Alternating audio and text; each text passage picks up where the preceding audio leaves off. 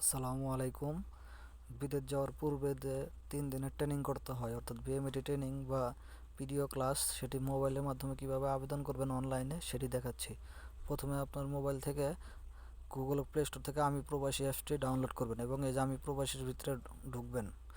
ঢোকার পরে এই যে উপরে দেখতে পাচ্ছেন বিএমইটি কার্ড, তারপর হলো পি ডিপার পি ডিপারচার ওয়ারেন্টেশন, তারপর আপনার সাইড আর একটু টানতে দেখেন বিএমইটি ট্রেনিং। তো আপনি বিএমইটি ট্রেনিংয়ের উপরে এই পি ডিপারচার ওয়ারেন্টেন পিডিওর উপরে শুরু টাচ করবেন। টাচ করার পরে এই যে এখানে কিছু নির্দেশনা আছে, এগুলো চাইলে পরে দেখতে পারেন, না পড়লেও সমস্যা নাই, তবে পরে দেখতে চাইলে দেখতে পারেন। তারপরে এই যে নিচে লেখা আছে দেখেন শুরু করুন, এগুলো পরে নিয়ে তারপরে এই যে শুরু করুন এখানে ক্লিক করবেন। এখানে ক্লিক করার পরে লোকেশনের অনুমতি চাবে, তো লোকেশন দিয়ে দেবেন, ঠিক আছে, ইউজিং বা তারপরে আপনার এখানে দেশ সিলেক্ট করতে বলবে, অর্থাৎ আপনি কোন দেশে যাওয়ার জন্য ট্রেনিং করবেন সেই দেশটি সিলেক্ট করুন। তো আমি সৌদি আরবের জন্য করতেছি, তাই সৌদি আরব সিলেক্ট করলাম।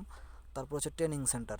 দেখেন ট্রেনিং সেন্টারে এখানে কিন্তু একটা জিনিস খেয়াল করবেন, এখন নতুন একটি চালু হয়েছে যে আপনার জেলা কর্মস্থান ও জনশক্তি অফিস, এবং আরেকটা হলো টিটি সেন্টার, টেকনিক্যাল কারিগরি প্রশিক্ষণ কেন্দ্র।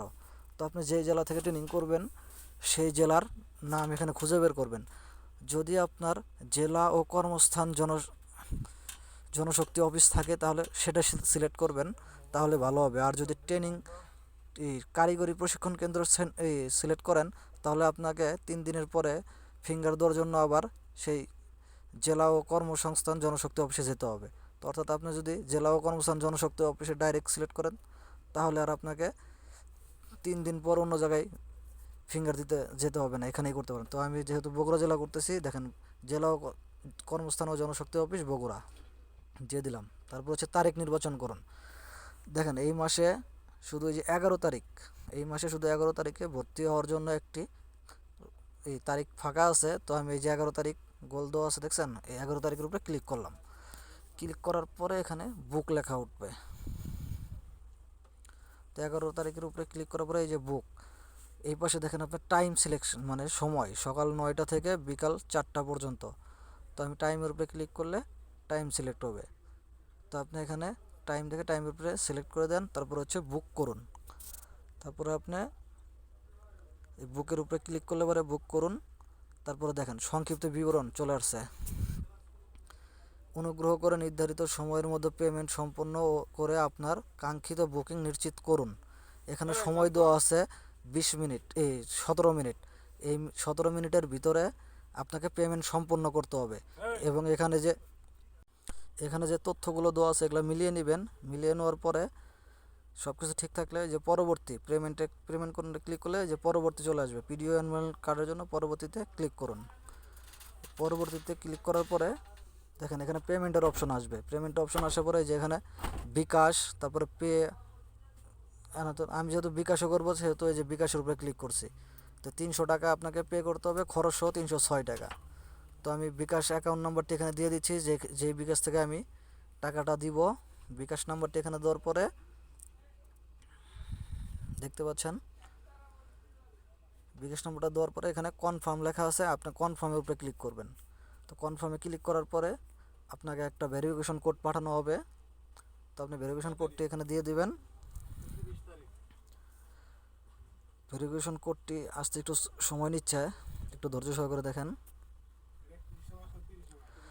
তো দেখেন ভেরিফিকেশন কোডটি চলে আসছে। তো আমি এখানে ভেরিফিকেশন কোডটি দিয়ে দিলাম এবং কনফার্ম করে দিলাম। এখন আমার বিকাশ পিন চাচ্ছে, তো আমি বিকাশ পিনটি দিয়ে দিচ্ছি।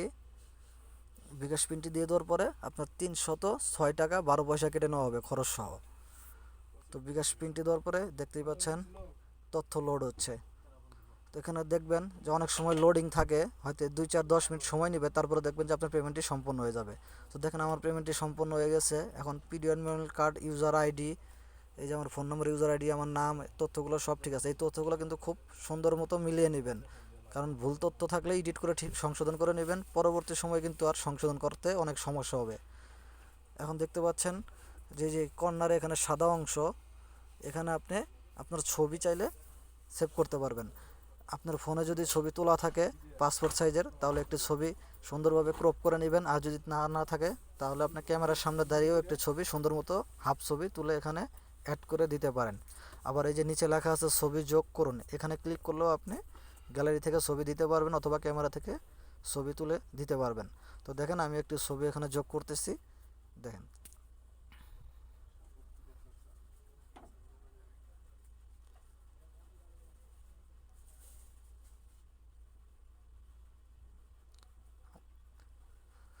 ছবি যোগ করুন, তারপর হলো এই যে উপরে যে দেখতেছেন ছবি যোগ করুন লেখা আছে, এখানে ক্লিক করেন। এখানে ক্লিক করার পরে আপনার গ্যালারিতে অথবা ক্যামেরা নিয়ে যাবেন। আপনার যদি গ্যালারিতে ছবি থাকে তাহলে গ্যালারিতে যাবেন, আর যদি গ্যালারিতে ছবি না থাকে সরাসরি ক্যামেরা দিয়েও তুলে নিতে পারবেন।